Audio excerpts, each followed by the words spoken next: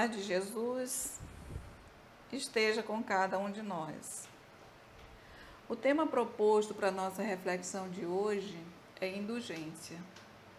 Indulgência para com o próximo e para conosco. Mas o que é indulgência? Como poderíamos definir essa palavra? Buscando no dicionário, nós encontramos a seguinte definição, entre outras. Indulgência, disposição para perdoar culpas ou erros. Indulgência é relacionada com clemência, tolerância e perdão.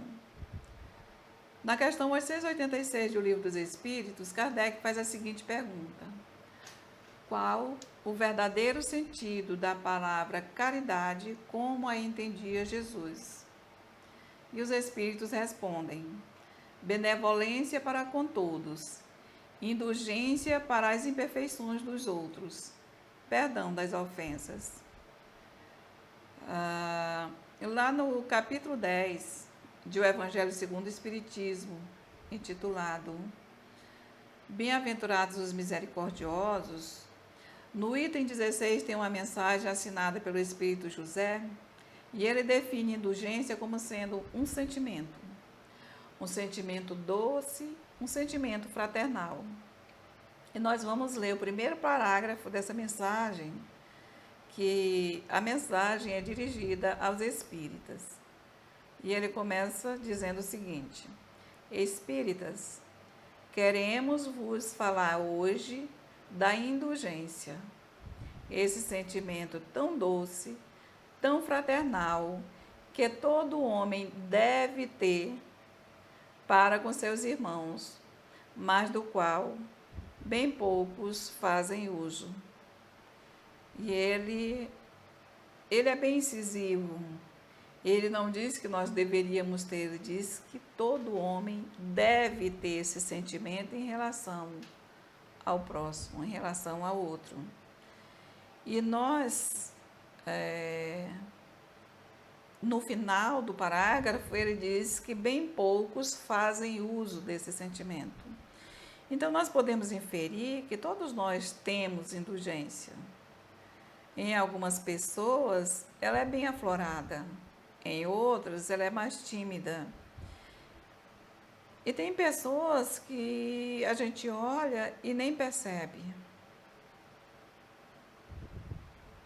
A gente acha que essa pessoa nem possui esse sentimento. Mas ele está lá. O problema é que nós não fazemos uso dela. E dizem alguns estudiosos que uma virtude que não é exercida, ela murcha, ela atrofia, ela definha dentro de nós. Não é que ela morra, ela jamais morrerá. Ela ficará em estado latente até chegar o momento propício para germinar. E para que qualquer virtude se torne uma conquista, para que ela seja espontânea, ela precisa ser praticada. Ela precisa de uma atenção especial, precisa de disciplina. Diz Emmanuel que a disciplina antecede a espontaneidade. É o verdadeiro querer. Quando nós queremos verdadeiramente, nós conseguimos aquilo que buscamos, tratando-se de conquistas espirituais. E continua a mensagem: a indulgência não vê os defeitos de outrem, ou, se os vê, procura não falar deles, procura ocultá-los. E se a malevolência os descobre, a pessoa que é indulgente tem sempre uma desculpa plausível para os abrandar. E diz ele que a pessoa indulgente jamais se ocupa com os maus atos de outra pessoa, a não ser que seja para ajudar. E ele diz também que a pessoa indulgente não tem censura nos lábios. tem apenas conselho e quase sempre velados. A pessoa que é indulgente, ele não é aquele moralista que chega incisivamente, às vezes até criticando os deslizes dos outros. Ele chega de uma forma branda. O conselho dele é tão velado que às vezes quem está ouvindo não percebe que está sendo aconselhado. E diz o Espírito José que quando nós criticamos o outro, nós estamos afirmando que nós somos melhores que ele, que nós já estamos num patamar evolutivo bem mais alto, que nós não praticamos mais aquele ato, que nós já superamos aquela dificuldade. E a mensagem prossegue trazendo algumas orientações de como nós devemos agir em relação às atitudes equivocadas dos outros. E o Espírito José finaliza dizendo que a indulgência atrai, acalma, reergue, ao passo que o rigor desencoraja, afasta e irrita. E lá no item 17 do mesmo capítulo, o Espírito João afirma, ele diz que nós devemos ser indulgentes para com as faltas de outrem, quaisquer que sejam elas. Ou seja, independente do nosso padrão avaliativo, de a falta ser leve ou grave, nós precisamos ser indulgentes.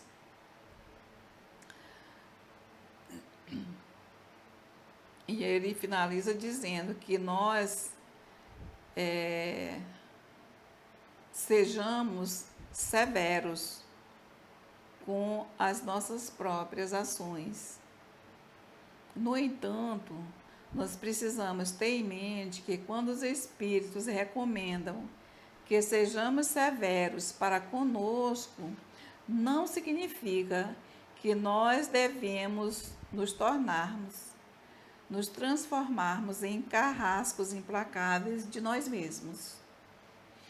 O que acontece é que a maioria de nós tem o hábito de avaliar as pessoas, de julgar. E ao julgar outra pessoa, nós recorremos ao nosso referencial interno. E na maioria das vezes, o nosso referencial interno, o nosso padrão de certo e errado, o nosso conceito de certo e errado, ele não está muito afinado com o referencial de Jesus. Porque Jesus tem um olhar indulgente para conosco. Ele olha para nós, ele não julga os nossos atos de agora. Ele vê o potencial que nós temos e o que nós seremos. A exemplo disso é Saulo de Tarso. Jesus olhou para Saulo, mas ele não viu Saulo, ele viu Paulo. Aquele discípulo fervoroso, corajoso, que após o encontro com ele, foi um discípulo fiel, que deu a vida pelo Evangelho. Mesmo passando por tantas dificuldades, por tantas vicissitudes, ele foi firme até o fim. Uma outra coisa também é que nós não conhecemos o passado do outro. Nós não conhecemos a vida do outro. Nós não vivemos as experiências que o outro viveu. E por isso não conhecemos os motivos que levou a criatura a praticar determinadas ações, a tomar determinadas atitudes. Nós também precisamos lembrar que todos nós temos más tendências a vencer. Nós temos hábitos a modificar, nós temos defeitos a corrigir. E todos nós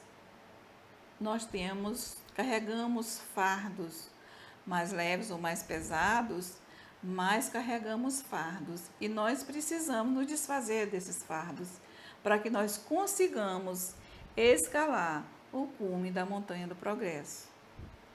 E um dos caminhos é a caridade. E um dos aspectos da caridade é a indulgência. Então, nós temos muitas questões a vencer, a serem trabalhadas. É a questão do argueiro no olho. Quando Jesus diz que nós vemos um cisco no olho do outro e não enxergamos a trave que está no nosso. O ideal seria que a gente não julgasse, que a gente não emitisse nenhum julgamento do outro. Mas se nós ainda não conseguimos uma neutralidade, que a nossa avaliação, na nossa avaliação nós detectarmos alguma fissura moral no outro, que nós tenhamos um olhar fraternal, para não vermos apenas o lado negativo da pessoa, que nós busquemos encontrar no outro aquilo que todo ser humano possui, o lado bom.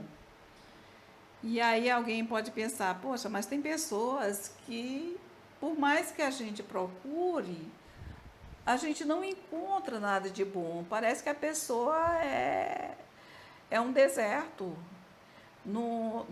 A gente não encontra nenhum sentimento. Mas todos nós temos.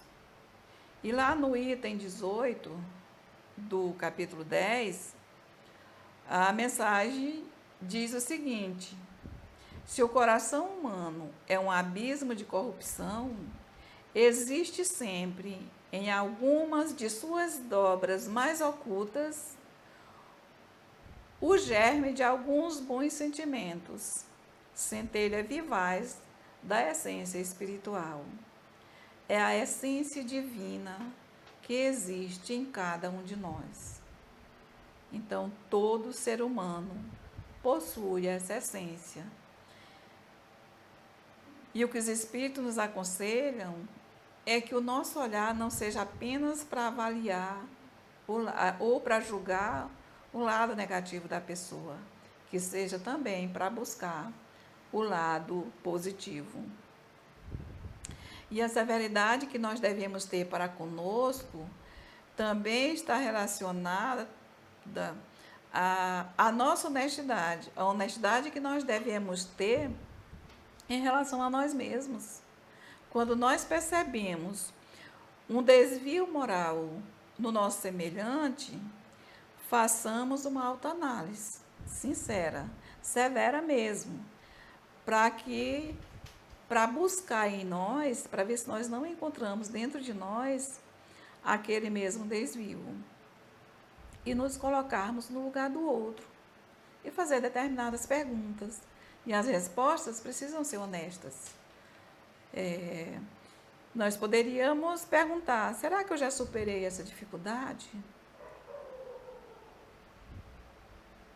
É aquela orientação de nos colocarmos no lugar do outro.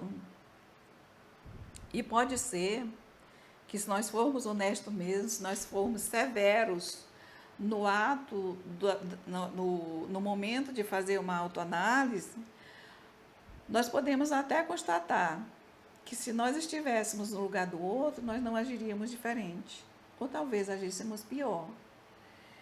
Então, a severidade que eles aconselham é nessa análise de nós mesmos, não é para que nós nos condenemos.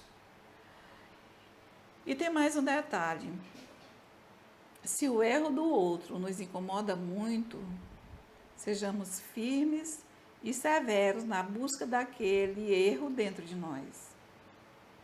Ensina a doutrina espírita que nós nos vemos no outro.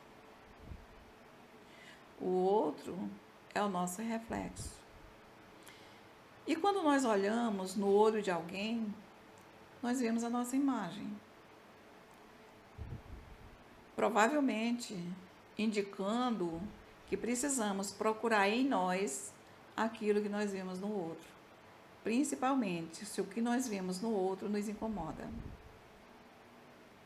Quando os espíritos recomendam severidade conosco mesmos, é porque nós temos uma enorme facilidade de visualizar o deslize do outro e uma dificuldade enorme de não enxergarmos os nossos deslizes. E o convite é para que nós não andemos na contramão, que procuremos seguir a recomendação de Jesus de não julgar. E se ainda não conseguirmos essa neutralidade, que nós tenhamos um olhar indulgente para com o nosso irmão. Quando nós formos analisar o outro, nós sejamos indulgentes. Mas que nós sejamos indulgentes para conosco também. Quando nós percebermos qualquer dificuldade que nós precisamos vencer, que nós sejamos severos nessa busca, nessa análise, mas que nós sejamos indulgentes conosco mesmo, com as nossas dificuldades. Às vezes nós tentamos de boa vontade, mas não é numa primeira tentativa que a gente consegue. Quase sempre nós precisamos de várias tentativas para conseguir vencer uma dificuldade. Então, que nós sejamos indulgentes conosco também. Porque se nós não formos indulgentes conosco, dificilmente nós seremos com o outro. Que Jesus nos abençoe e que continue com cada um de nós.